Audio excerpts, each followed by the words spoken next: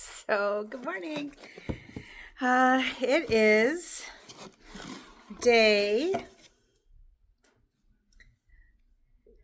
This is day 11.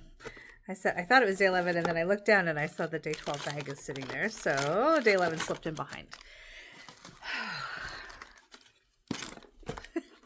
It took a long time to drive today. It's very crunchy on the shoulders and very slick in the intersections and very sunny. Today is day 11 and I'm very curious. Day 11. I'm going to get the card out and I'm going to do this. Needle threader. This little hummingbird is both cute and functional. Now I'll tell you, we love the hummingbird needle threaders here. Allowing you to quickly and easily thread your hand sewing needles. If you're having trouble threading your Sashiko needle from yesterday, give this a try. There's also a blade at the back of this bird's neck to trim your thread. I did not know that. That is super convenient.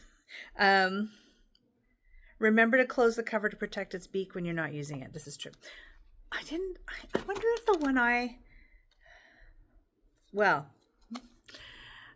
when I fly, I'm always taking my nail clippers with me because nail clippers are a great thread cutter and they don't take them away at TSA. But there's a little safety blade there. I wonder if it... Okay. I'm hopeful that that'll get through TSA. It must, because I carry my hummingbird with me. And why I didn't know there wasn't, well, it's because I'm exhausted when I travel usually. So, awesome. So we now have our needle bird. So it really is helpful. So let me show you how it works. So let me grab my Sashiko needle. And let me grab my spool of thread with the beautiful little heart caps on it. And let me get a piece of thread, and I'm going to open the needle bird. This is great.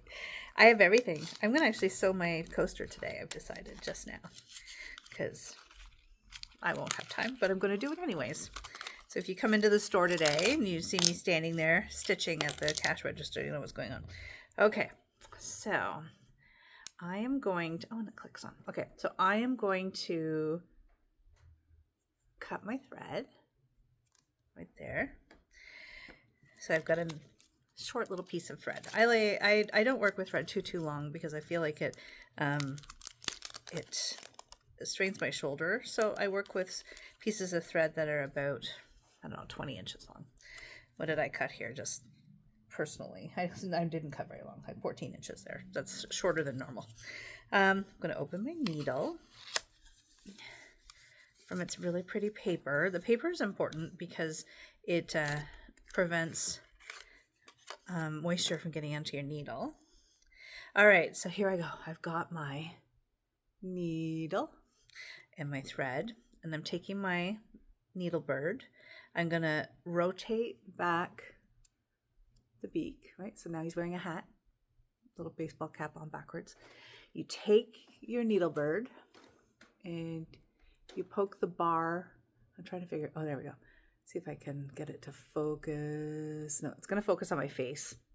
I have to take my face out. So let's do this and go like that. There it is. Okay, so it's through there. So now there is a tiny little notch in the end of the metal beak, and you lay your thread over it and then pull it snug. So what I do is I hold the thread kind of like bow and arrow, and then I hold the needle at the bottom with that hand, and then I pull the needle bird right through just like that. And then I grab the little loop like that, and it's through. And I didn't have to lick the end. So if you're on a plane, have a mask on. You don't have to like sneak your fingers up under there. And I've got a threaded needle, just like that. And then, as the note says, flip that little mask back over. I have knockoff needle birds around. I'm sure they don't have the blade in the back. And I know that it doesn't click like that. So very happy with this one, and how I managed to get a pink one, I don't know, but apparently pink is the theme. Did everybody have pink?